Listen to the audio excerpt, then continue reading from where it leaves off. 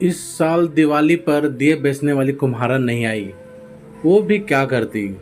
हर साल तो वो आती ही थी, किंतु विदेशी चमक की चकाचौंध ने मुझे इस कदर आकर्षित कर लिया था कि उसे देखते ही मेरा चेहरा बिगड़ जाता था और मैं दिए लेने से इनकार कर देता था। वो बेचारी उदास होकर यहाँ से चली जाती थी। लेकिन इस वर्ष विदेशी सामान से मन उचट गया है। मन में भी ग्लानि है कि हमारी पीठ पर छुरा मारने वालों का साथ हम क्यों दे रहे हैं। अपनों को छोड़कर पराया का चूल्हा हम क्यों जला रहे हैं। इस तरह के चिंतन से मेरा मन बहुत उदास था। मैं हर रोज़ उस दिए वाली कुम्हारन की राह देख रहा था, किंतु वो नहीं आई। एक दिन मैं बाजार जा रहा था, तभी रास्ते में मुझे एक छोटी सी गुमटी दिखाई दी जिस पर कुछ विदेशी चमक दमक वाला सामान बिक रहा था। मैं उस तरफ से अपनी नज़रें हटा ही रहा था कि तभी मेरी नज़र उस औरत पर जा टिकी जो उस दुकान में बैठी थी। अरे ये तो वही है जिसे मैं ढूंढ रहा था। मन में यह विचार आते ही मेरे कदम खुद ब खुद उस दुकान की ओर मुड़ गए। मैं हैरान था, दिए बेचने वाली गरीब कुम्हारन छोटी सी दुकान पर विदेशी सामान लेकर बैठी हुई थी।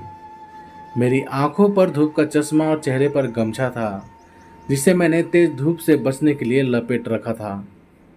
मैं वहां पहुंचा तब कुम्हारन की बेटी उससे कह रही थी, माँ, मुझे भी दिए बनाना क्यों नहीं सिखाती। मैं भी बड़ी होकर दिए बनाकर बेचूंगी। पिताजी कहते थे अपनी कला को मरने नहीं देना। लेकिन माँ, तुमने पिताजी की बात नहीं मानी ना। वो तो भगवान के घर से सब देख लेंगे, फिर तुम्हें बहुत डांटेंगे। अपनी बच्ची को वो कुछ जवाब दे, तब तक मैं अपने चेहरे से गमछा हटा चुका था।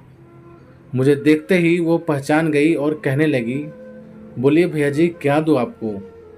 आज मेरे पास आपकी पसंद की हर वो चीज़ है जो आपको चाहिए। मैंने उसकी बात अनसुनी करते हुए कहा, अरे तुम इस साल दिए लेकर नहीं आई। वह दुखी होकर बोली, भैया जी, अब हमसे दिए कोई नहीं खरीदता। आप भी तो नहीं लेते थे। मैं क्या करती, मुझे भी तो मेरा बुझता हुआ चूल्हा जलाना था।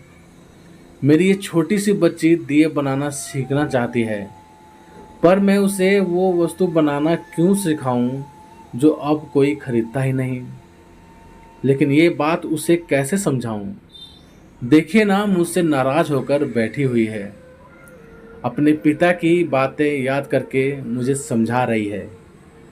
इतना कहते कहते उसकी आंखें आंसुओं से भर गए।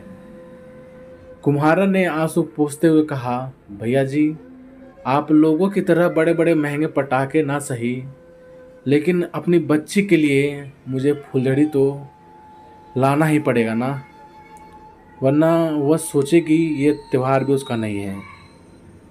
उसकी बातें सुनकर मैं शर्मिंदा था, किंतु समझाता भी क्या, दिलासा देता तो क्या। यदि मैं अकेले दिए खरीदने के लिए हाँ कह भी देता तो भी क्या। मैंने वहाँ से कुछ सामान लिया और थोड़ा उदास सा मन लिए अपने घर आ गया। तो प्यारे दोस्तों, आप सभी को इस कहानी के बारे में क्या राय है, प्लीज़ कमेंट करके हमें ज़रूर बताना। यदि ये छोटी सी कहानी आप सभी को पसंद आई हो तो लाइक करना, शेयर करना, और चैनल पर नए हो तो चैनल को सब्सक्राइब भी ज़रूर कर देना। धन्यवाद।